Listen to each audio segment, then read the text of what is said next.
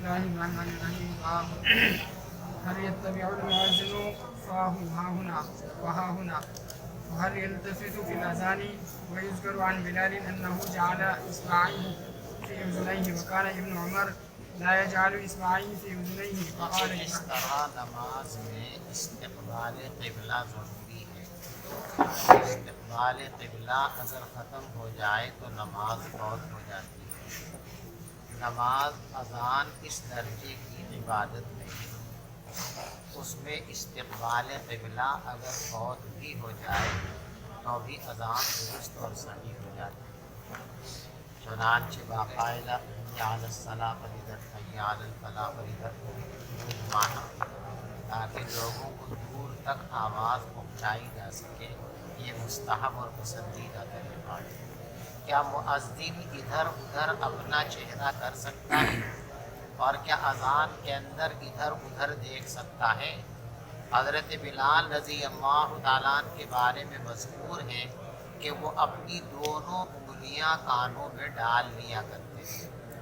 دیکھو اذان کا بنیادی مقصد یہ ہے کہ دور تک اس کی آواز پہنچے، اور انسان کا خاصہ یہ ہے کہ جب تک اسے یہ لگتا ہے کہ میری آواز ہلکی ہے اور زور سے بولنے کی کوشش کرتا ہے، اور بولتے وقت اسے لگتا ہے کہ میری آواز تیز ہے تو وہ آواز کو دھیمی کرنے کی کوشش کرتا ہے. تو اس لیے کانوں میں یہ انگلیاں ڈالی کہ جب کانوں میں انگلیاں ڈال لی تو اپنی آواز اس کو پوری سنائی نہیں دیتی.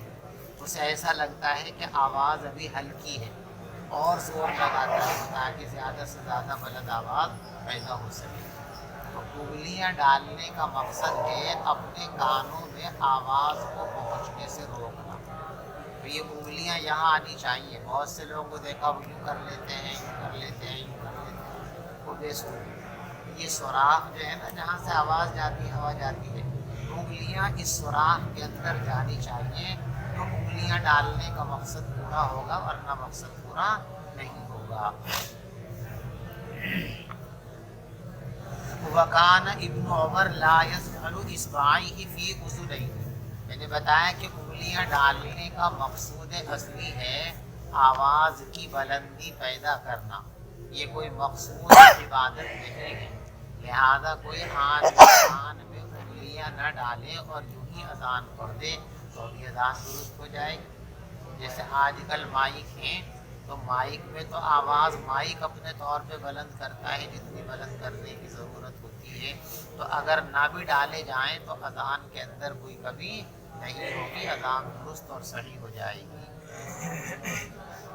اور ابراہیم رحمۃ اللہ علیہ فرماتے لا بأس ان یؤذن علی غیر وضو. سنت تو یہ ہے کہ باوضو اذان کہی جائے، اس لیے کہ مکمل ترین دعوت ہے. تو اس کے آداب میں سے یہ ہے کہ طہارت اور پاکی کے ساتھ یہ ہو. لیکن کسی آدمی نے بغیر وضو کے بھی اگر اذان پڑھ دی تو اذان کا مقصد پورا ہو گیا، اس کی سنیت ادا ہو گئی. اس کو تارک اذان یا تارک سنت نہیں کہا جائے گا. وقال عطاء الوضوء حق و سنت. اور حضرت عطا رحمۃ اللہ علیہ فرماتے ہیں کہ وضو ثابت ہے، برحق ہے. اور حضرت عائشہ صدیقہ رضی اللہ تعالیٰ عنہ فرماتی ہیں کہ حضور پاک صلی اللہ علیہ وسلم ہر حال میں اللہ تبارک و تعالیٰ کا ذکر فرماتے رہتے تھے. یعنی اذان کی ادائیگی کا جہاں تک تعلق ہے اس کے لیے طہارت شرط اور لازم نہیں ہے. بلا طہارت بھی اذان کے کلمات مؤذن اگر کہہ دے تو اذان ادا ہو گئی، اذان کا مقصد پورا ہو گیا. لیکن ایسا کرنا نہیں چاہیے. اعلیٰ اور بہترین اور پسندیدہ بات یہی ہے کہ آدمی باوضو اذان کہنے کا اہتمام کرے. لہذا جو مستقل یہ عادت بنا لے کہ ہمیشہ بے وضو اس پر نکیر کرنی چاہیے، اس کو تنبیہ کرنی چاہیے. وبه قال حدثنا محمد بن يوسف قال حدثنا سفيان عن عون بن ابي جحيفة عن ابيه انه راى بلالا يؤذن فجعلت اتتبع فاه ها هنا وها هنا بالاذان. باب قول الرجل فأتينا الصلاة وكره ابن سيرين أن يقول فأتينا الصلاة وليقول فاتتنا الصلاة. دیکھو فأتتنا نماز چھوٹ گئی، آج میری فلاں نماز چھوٹ گئی، میری ظہر کی چھوٹ گئی، میری عصر کی چھوٹ گئی. تو چھوٹ گئی کی تعبیر صحیح ہے یا تعبیر صحیح نہیں ہے؟ بعض علماء کی رائے یہ ہے کہ اگر کسی وجہ سے آپ نماز نہیں پڑھ سکیں تو آپ اس کو یوں تعبیر نہ کریں کہ میری نماز چھوٹ گئی، بلکہ یوں کہیں کہ آج مجھے فلاں وقت کی نماز نہیں مل سکی. یہ بعض لوگوں کا قول ہے. حضرت امام بخاری رحمۃ اللہ علیہ اس کی تردید فرماتے ہیں کہ ایسا درست نہیں، بلکہ نماز چھوٹ گئی یہ کہنا بھی درست اور صحیح ہے، اور صحابہ سے اور نبی پاک صلی اللہ علیہ وسلم سے یہ تعبیر ثابت ہے کہ آپ نے خود اس لفظ کو استعمال فرمایا. جب آپ نے استعمال فرمایا، صحابہ نے استعمال فرمایا، تو یقیناً ہمارے لیے بھی اس کو استعمال کرنے کی اجازت ہے. چلیے، کسی شخص کا یوں کہنا فاتتنا الصلاۃ، ہماری نماز چھوٹ گئی. ابن سیرین رحمۃ اللہ علیہ ناپسند کرتے تھے اس بات کو کہ یوں کہیں فاتتنا الصلاۃ، بلکہ یوں کہنا چاہیے لم ندرک، ہم کو نماز نہیں مل سکی. اور پیغمبر علیہ السلام کا قول ابن سیرین کی بات کے مقابلے میں زیادہ مضبوط ہے، یعنی خود پیغمبر علیہ السلام نے لفظ استعمال فرمایا ہے. چلیے، وبه قال حدثنا أبو نعيم قال حدثنا شيبان عن يحيى عن عبد الله بن أبي قتادة عن أبيه قال بينما نحن نصلي مع النبي صلى الله عليه وسلم إذ سمع جلبت رجال، فلما صلى قال ما شأنكم قالوا استعجلنا إلى الصلاة. قال فلا تفعلوا إذا أتيتم ابو الصلاة. قتادہ فرماتے ہیں کہ ہم لوگ حضور پاک صلی اللہ علیہ وسلم کے ساتھ نماز پڑھ رہے تھے. اچانک حضور پاک صلی اللہ علیہ وسلم نے کچھ لوگوں کی آوازیں سنی. جب نماز پڑھ چکے تو فرمایا ما شأنکم، بھئی کیا ہو گیا تھا تمہیں؟ تو انہوں نے کہا استعجلنا الی الصلاۃ، ہم لوگ تیزی سے نماز کی طرف آ رہے تھے. فرمایا لا تفعلوا، نماز کے لیے دوڑ کر مت آیا کرو، بھاگ کر مت آیا کرو. آپ گھر سے آ گئے ہو، اطمینان اور وقار کے ساتھ آؤ. امام کے ساتھ جتنی رکعتیں مل جائیں امام کے ساتھ پڑھ لو، جو باقی رہ جائیں ان کو بعد میں مسبوق کی حیثیت سے پورا کر لو، بھاگ دوڑ کرنے کی ضرورت نہیں ہے. اذا اتیتم الصلاۃ فعلیکم السکینہ، جب تم نماز کے لیے آیا کرو تو وقار کے ساتھ آیا کرو. فما ادرکتم فصلوا، بس امام کے ساتھ جو رکعتیں مل جائیں وہ امام کے ساتھ پڑھ لو. وما فاتکم فاتموا، اور جو چھوٹ جائیں ان کو بعد میں پوری کر لو. یہی ترجمۃ الباب ہے، وما فاتکم. اور نماز کا جو حصہ چھوٹ جائے تو فوت ہونے کا لفظ خود حضور نے استعمال فرمایا نا، لہذا معلوم ہو یہ تعبیر درست اور صحیح ہے. چلیے، باب ما أدركتم فصلوا وما فاتكم فأتموا. قال له أبو قتادة عن النبي صلى الله عليه وسلم. وبه قال حدثنا آدم قال حدثنا ابن أبي ذئب قال حدثنا الزهري عن سعيد بن المسيب عن أبي هريرة عن النبي صلى الله عليه وسلم وعن الزهري عن أبي سلمة عن أبي هريرة عن النبي صلى الله عليه وسلم قال إذا سمعتم الإقامة فامشوا إلى الصلاة وعليكم السكينة الوقار ولا تسرعوا فما ادرکتم فصلوا وما فاتکم فاتموا. جب تم اقامت کی آواز سن لیا کرو تو نماز کی طرف چل دیا کرو اور سکون اور وقار کا لحاظ رکھا کرو. ولا تسرعوا، دوڑ کر مت آیا کرو. فما ادرکتم فصلوا، جو مل جائے ان کو پڑھ لو.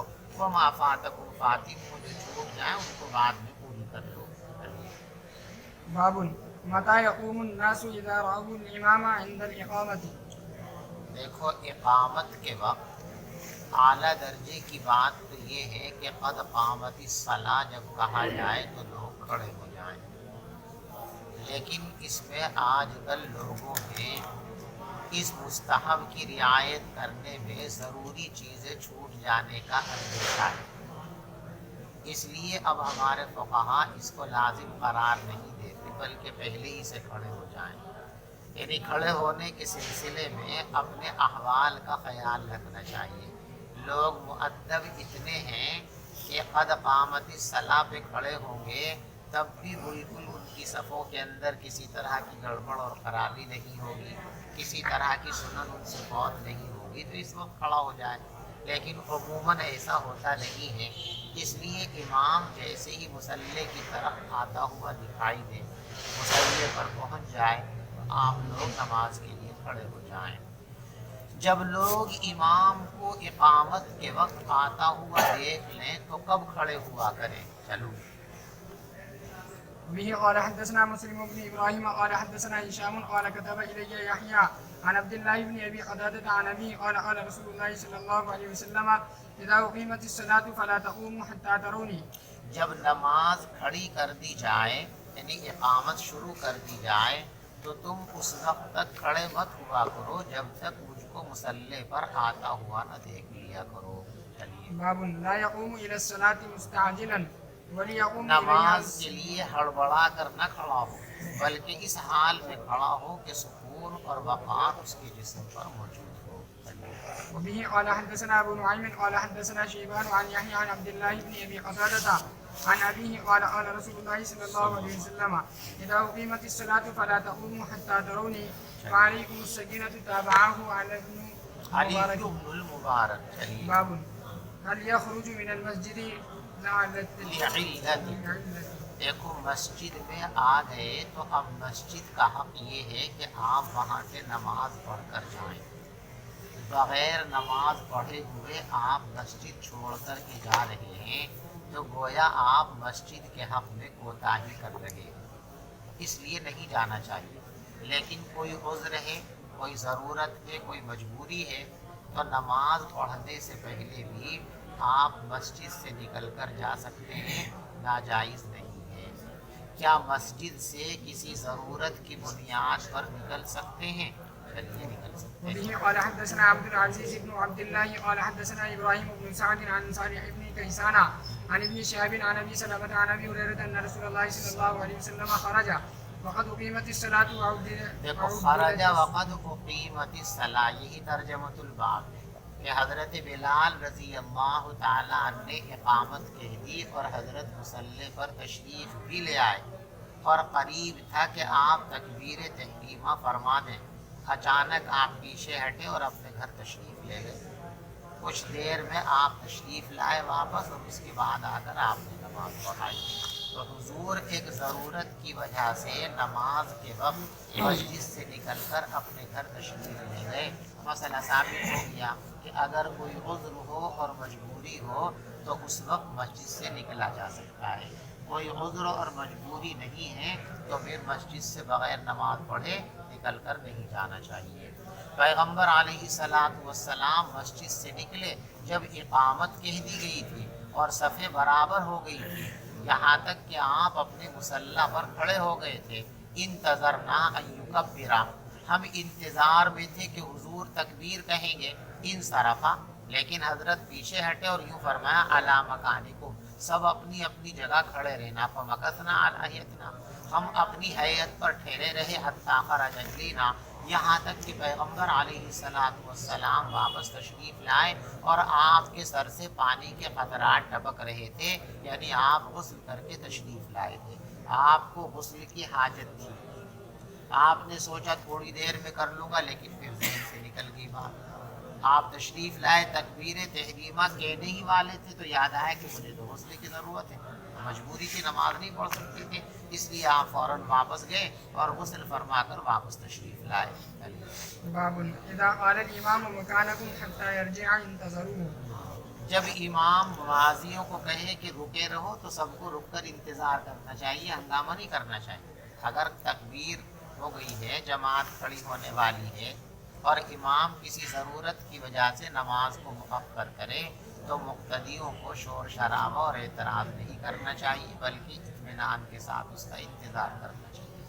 ہمارے زمانے میں لوگوں نے امام کو چونکہ غلام بنا لیا ہے اور ہمارے امام بھی جو ہے چونکہ اپنے آپ کو امام سے زیادہ نوکر کی حیثیت دینے لگے ہیں، اسی جیسی باتیں کرنے لگے ہیں، اس لیے ان کا مقام خود بخود گھٹنا ضروری تھا.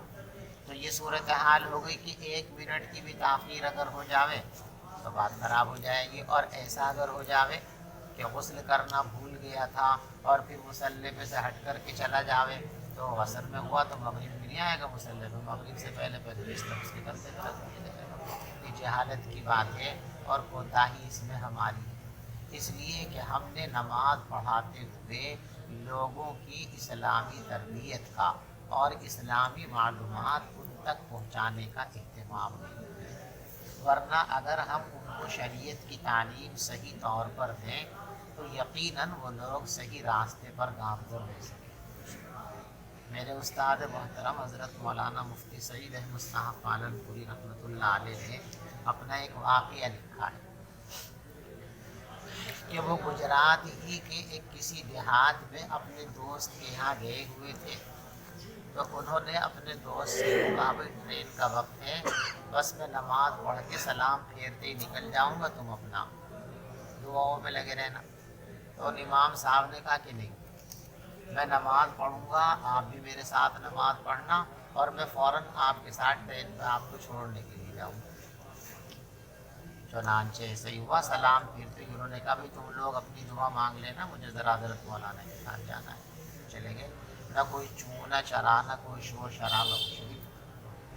हमारे यहाँ ऐसा अगर कर लें हम लोग तो हंगामा हो जाएगा। तो बगैर दुआ तक नहीं मांगी, बताओ क्या नमाज हुई? जिस नमाज के बाद इमाम साहब ने दुआ तक नहीं मांगी तो इमाम साहब का है कि इमाम साहब कितना हो जाएगा।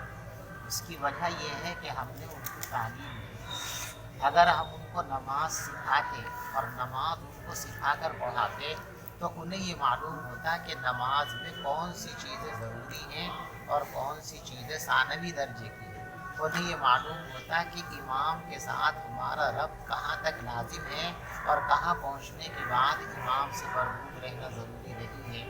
ये बातें चूँकि हमने नहीं सिखाई हैं तो आवाम ने अपने तौर पर तय कर लिया कि इमाम से किस हद तक हमको मरबूत रहना है, लिहाजा उस हद तक आप मरबूत रहें तो वो मुतमईन रहते हैं और उस हद तक मरबूत न रहें तो मुतमईन नहीं रहते। इमाम का अस्सलामु अलैकुम व रहमतुल्लाह कहते ही राबता ख़त्म हो गया।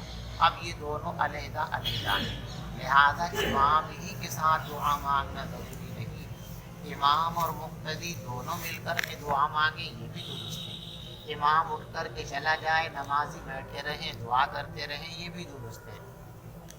नमाजियों में से जो चाहे वो उठ कर के चला जाए, बाकी लोग बैठे रहें और इमाम बैठा हुआ अपने वज़ाइफ पूरा करता रहे, ये भी दुरुस्त और सही है। इसलिए कि अस्सलामु अलैकुम व रहमतुल्लाह के बाद नमाज के सिलसिले में जो दोनों का रब्त बाहम था वो रब्त मुकम्मल हो गया। अब ये दोनों अपने अपने फ़ेल के अलहदा मुकल्लफ हैं। लेकिन हमने चूँकि ये बातें लोगों को सिखाई नहीं, हम पढ़ाते नहीं लोगों को, हमारा हाल तो ये है कि बस हमने मुसल्ले पे अस्सलामु अलैकुम व रहमतुल्लाह के बाद दुआ भी इसलिए मांगते हैं कि हमें पता है कि दुआ अगर ना मंगवाई तो ये हमें रखनी चाहिए। इसलिए दुआ जैसे तैसे मांगी, उठ कर के चल दिए। अगली नमाज तक नमाजियों का क्या हाल है, हमारा क्या हाल है, ये दोस्तों हमारी कोताही।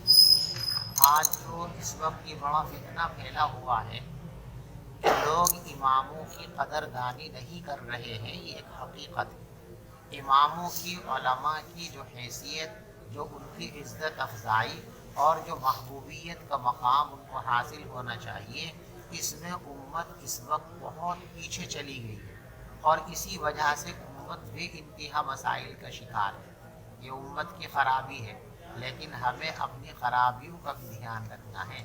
उम्मत में ये ख़राबी हमारी वजह से हुई। हमने उम्मत तक सही इल्म पहुँचाने की, सही दीन पहुँचाने की अपनी जिम्मेदारियों को पूरा नहीं किया, जिसकी वजह से उनको सही दीन का पता नहीं चला। सही दीन का पता नहीं चला तो बेचारे अपनी समझ से जो उनके मन में आता है वो करते हैं। तो पैगम्बर अलैहिस्सलातु वस्सलाम चूँकि दीन की एक एक बात उनको सिखाते थे, तो उनको मालूम था कि इमाम का मकाम क्या है और इमाम की जिम्मेदारियाँ क्या हैं। लिहाजा हज़रत ने फरमाया मकानकुम, सारे लोग अपनी अपनी जगह खड़े रहना। उसके बाद हज़रत तशरीफ़ ले गए, गुस्ल फरमाया, गुस्ल फरमा कर वापस आए, किसी तरह का कोई हंगामा, कोई शोर शराबा नहीं हुआ। तो हमेशा के लिए क़यामत तक यही हुक्म है कि इमाम अगर किसी ज़रूरत की वजह से नमाज को मुअख्खर करे حتیٰ کہ وہ مصلی چھوڑ کر مسجد کے باہر بھی اگر جا رہا ہے تو بھی نمازیوں کو اشکال اور اعتراض نہیں کرنا چاہیے، بلکہ امام کا انتظار کرنا چاہیے۔ جتنی دیر تک وہ انتظار میں بیٹھے رہیں گے اتنی دیر تک ان کو نماز پڑھنے کا ثواب ملتا رہے گا۔ لیکن یہ باتیں ہم نے سکھائی نہیں، اس لیے ہم کو دشواریوں کا سامنا ہے۔ وبه قال حدثنا إسحاق قال أخبرنا محمد بن يوسف قال حدثنا الأوزاعي عن الزهري عن أبي سلمة بن عبد الرحمن عن أبي هريرة قال أقيمت الصلاة فسوى الناس صفوفهم فخرج رسول الله صلى الله عليه وسلم فتقدم وهو جنوب ثم قال على مكانكم فرجع فاغتسل ثم خرج ورأسه يقطر ماء فصلى به۔ باب قول الرجل ما صلينا۔ دیکھو نماز کا اسلام سے انتہائی قریب ترین تعلق ہے، اسی لیے فرمایا گیا کہ نماز چھوڑنا انسان کو شرک اور کفر کے قریب پہنچا دیتا ہے۔ اللہ ہم سب کی حفاظت فرمائے۔ اس لیے نماز کے سلسلے میں اکابر تعبیرات اور الفاظ پر بھی بڑی توجہ فرماتے تھے۔ چنانچہ بعض اکابر کی رائے یہ تھی کہ ما صلینا، ہم نے نماز نہیں پڑھی، یہ نہیں کہنا چاہیے۔ اس سے نماز کے سلسلے میں بے توجہی اور بے اہمیتی معلوم ہوتی ہے، اس لیے نہیں کہنا چاہیے۔ بعض لوگوں کا یہ احتیاطی قول ہے۔ امام بخاری رحمۃ اللہ علیہ فرماتے ہیں کہ احتیاط اپنی جگہ، لیکن یہ تعبیر جو ہے غلط نہیں ہے۔ اگر کسی کی نماز چھوٹ گئی ہے اور وہ اس کو ما صلینا یا ما صلیتو کہہ کے تعبیر کر دے، ما صلیت الیوم، میں نے آج نماز نہیں پڑھی، ما صلیت الیوم الظہر، میں نے آج ظہر کی نماز نہیں پڑھی، تو ما صلیتو کی تعبیر میں کوئی قباحت نہیں ہے، یہ تعبیر کی جا سکتی ہے۔ وبه قال حدثنا أبو نعيم قال حدثنا الشيبان قال عن يحيى قال سمعت أبا سلمة يقول قال حدثنا جابر بن عبد الله أن النبي صلى الله عليه وسلم جاءه عمر بن الخطاب يوم الخندق فقال يا رسول الله والله ما كدت أن أصلي حتى كادت الشمس تغرب وذلك بعدما أفطر الصائم فقال النبي صلى الله عليه وسلم واللہ ما صلیتھا، بس یہ ترجمۃ الباب۔ حضرت نے فرمایا اللہ کی قسم میں نے بھی ابھی نماز نہیں پڑھی ہے، تو معلوم ہوا کہ ما صلیتھا اور ما صلینا کہنا درست ہے۔ روایت پیچھے گزر چکی تفصیل کے ساتھ۔ فنظر سلم الی بطحان ومعه فتوضا ثم صلی العصر بعدما غربت الشمس ثم صلی بعدها المغرب۔ چلیے باب الامام تعرض له الحاجة بعد الإقامة۔ اقامت کے بعد اگر امام کو کوئی عذر پیش آ جائے، ضرورت پیش آ جائے، تو اس ضرورت کی تکمیل کے لیے وہ نماز کو مؤخر کر سکتا ہے۔ پہلے اپنی وہ ضرورت پوری کر لے اور اس ضرورت کو پورا کرنے کے بعد اب نماز شروع کرے، اس کی اجازت اور گنجائش ہے۔ وبه قال حدثنا أبو معمر عبد الله بن عمرو قال حدثنا عبد الوارث قال حدثنا عبد العزيز وهو ابن صهيب عن أنس قال أقيمت الصلاة والنبي صلی اللہ علیہ وسلم يناجي رجلا في جانب المسجد۔ حضرت انس فرماتے ہیں کہ نماز کھڑی کر دی گئی اور پیغمبر علیہ الصلوۃ والسلام مسجد کے ایک گوشے میں ایک صاحب سے چپکے باتیں فرما رہے تھے۔ فما قام الى الصلاة، آپ نماز کے لیے کھڑے نہیں ہوئے یہاں تک کہ لوگ کھڑے اونگنے لگے۔ باب الکلام اذا اقیمت الصلاۃ۔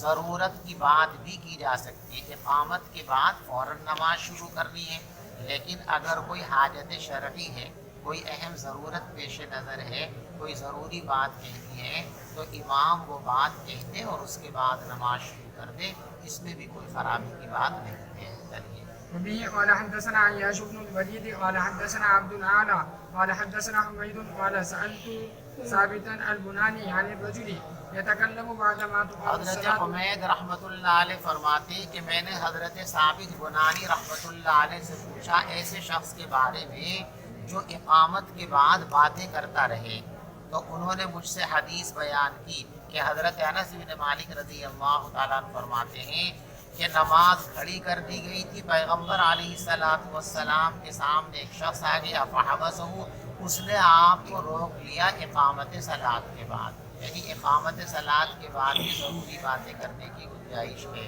چلو فالتو باتیں نہیں، صرف ضروری باتیں. باب وجوب صلاة الجماعة. وقال الحسن إن منعته أمه عن العشاء في الجماعة شفقة لا يطعمها. لم یطعها. نماز با جماعت کے وجوب کا بیان. بعض علماء کے نزدیک جماعت جو ہے یہ واجب ہے، ہمارے نزدیک اور جمہور کے نزدیک جماعت سنت مؤکدہ ہے، قریب قریب بالواجب، انتہائی مؤکد ترین سنت ہے. حضرت حسن رحمہ یعنی نماز جماعت کی کتنی اہمیت ہے، اس اہمیت کو ثابت کرنے کے لیے امام بخاری رحمۃ اللہ علیہ حضرت حسن کا فتویٰ لائے ہیں کہ دیکھو شریعت یہ کہتی ہے کہ ماں کی بات ہر حال میں مانو، ہر حال میں ماں کی بات مانو. لیکن رات کا وقت ہے، اندھیرا ہو رہا ہے، سردی ہو رہی ہے، کپکپاہٹ والی ہوا چل رہی ہے. اب امی جان شفقت اور محبت میں کہتی ہے کہ بیٹا مسجد میں جماعت سے نماز پڑھنے کے لیے مت جاؤ، ٹھنڈ بہت ہے، یہی گھر میں نماز پڑھ لو. تو حضرت حسن فرماتے ہیں کہ ماں کے مطاع اور واجب الامتثال ہونے کے باوجود ماں کی یہ بات نہیں مانی جائے گی. ماں کی بات کو نظر انداز کر کے مسجد میں جا کر جماعت کے ساتھ نماز میں شرکت کرنی چاہیے.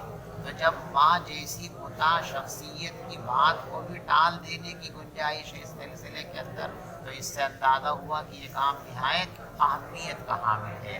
حضرت حسن بصری رحمۃ اللہ علیہ فرماتے ہیں اگر کسی کی ماں کسی کو عشاء کی نماز جماعت کے ساتھ پڑھنے سے روکے شفقت اور محبت کی وجہ سے لم یطعها، تو اس لڑکے کو اپنی ماں کی بات نہیں ماننی چاہیے. وبه قال حدثنا عبد الله بن يوسف قال أخبرنا مالك عن أبي الزناد عن الأعرج عن أبي هريرة أن رسول الله صلى الله عليه وسلم قال والذي نفسي بيده لقد هممت أن آمر بحطب ليخطب ثم آمر بالصلاة فيؤذن لها ثم آمر رجلا فيؤم الناس.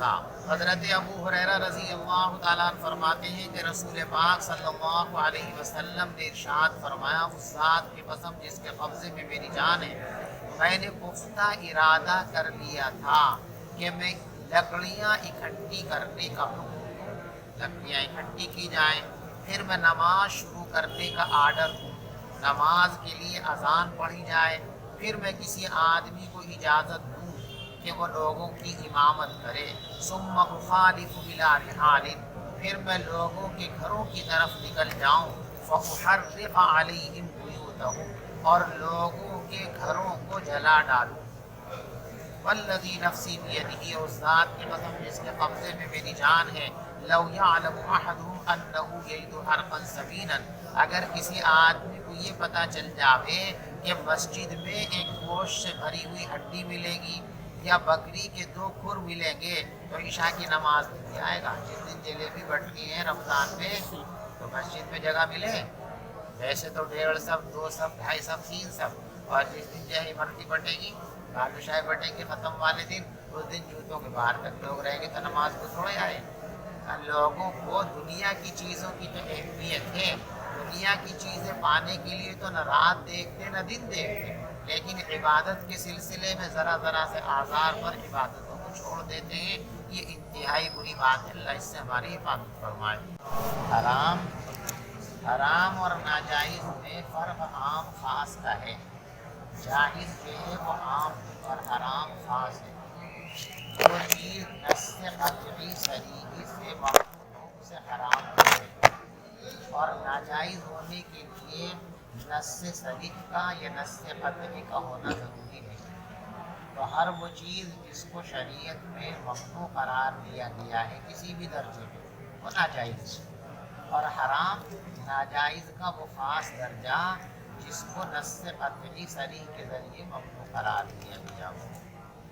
قرآن خوانی ناجائز، جی قرآن خوانی ناجائز، قرآن خوانی ناجائز، میں ناجائز ہی کہتے ہیں احتیاطاً، حرام کہتے ہوئے ذرا بہت تکلف کا ہو، لیکن ناجائز ہونے میں کوئی طرف نہیں. جی اس وجہ سے اس وجہ سے کہ قرآن کی توہین ہے ہے اور قرآن کو بیچنا ہے. مدرسے والے صرف اس لیے بھیجتے ہیں کہ ایک وقت تک کھانا بچے گا 20-25 بچوں کا, اور یہ آدمی ہم سے جڑ جائے گا, جب بھی چندہ دے گا تو ہماری مدد سے دے گا. اس کے سوا بھائی میرا ابا مرا تو دنیا والوں کو کیا ہمدردی ہوئی, تو ہمدردی میں تو رہوں گا. مدرسے والے کو رونا آئیں گے, مدرسے والے میرے ابا کو رونے نہیں آ رہے, وہ تو اپنے چندے کو رونے آ رہے. میرے ابا سے کیا تعلق ہے جی؟ مکروہ تحریمی اس کو بھی ہوئے کہ کسی چیز کی ممانعت تو ہو لیکن نص قطعی سے نہ ہو, تو وہ مکروہ تحریمی بالکل حرام کے قریب تک ہے. جی اگر گھر میں قرآن شریف پڑھوا دیا اور کھانا مدرسے میں بھیج دیا ہے تو صحیح ہے؟ بدلا تو پھر بھی سیکھا ہے, کھانے سے کیوں جوڑ رہے قرآن کو, اور پھر کرائے پہ کیوں پڑھوا رہے ہیں؟ جنت بھی ریڈی میڈ چاہیے نا. یا پھر اگر مدرسے میں پڑھوا دیے مدرسے والے خود پڑھوانا, مثال کے طور پہ کبھی کبھی گھنٹہ خالی ہو جاتا, میٹنگ ہو رہی ہے, اب کہہ دیا بھائی ذرا بیٹھ کے تم قرآن پڑھ لو, مرحومین کو ثواب پہنچا دو, تو اب نے کسی مرحوم سے ہمیں کوئی لالچ اس میں نہ وہ دیکھنے آ رہا. ایسا قرآن مدرسے میں روز پڑھیں تو اچھی بات ہے, پوری دنیا کو ثواب پہنچائے, ثواب ملے گا. لیکن وہ تو فلاں نے فون کیا حاجی صاحب نے, جو میری امی مر گئی ہے, وہ حاجی صاحب کے لیے پڑھ رہے, قرآن اللہ کے لیے تھوڑی پڑھ رہے. اچھا اگر بغیر کھانے کے جی بغیر کھانے کے بولے تو بغیر کھانے کے بنا لالچ چلے کے جائیں, کھانا وغیرہ کچھ نہ کھائیں. پھر بھی حق غلط ہے, اس لیے کہ طلبہ کی توہین ہے, قرآن کی توہین ہے, اور طلبہ کی جو تعلیم کا اصل مقصد ہے اس کا ضیاع ہے, پھر بھی درست نہیں.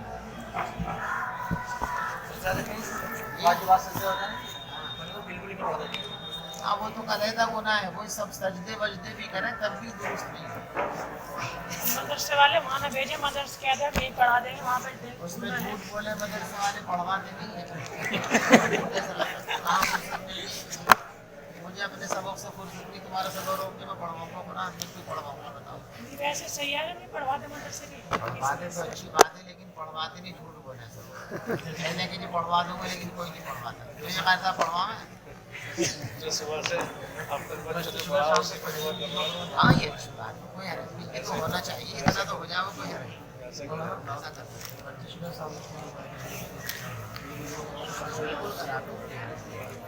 اچھا ہے ثواب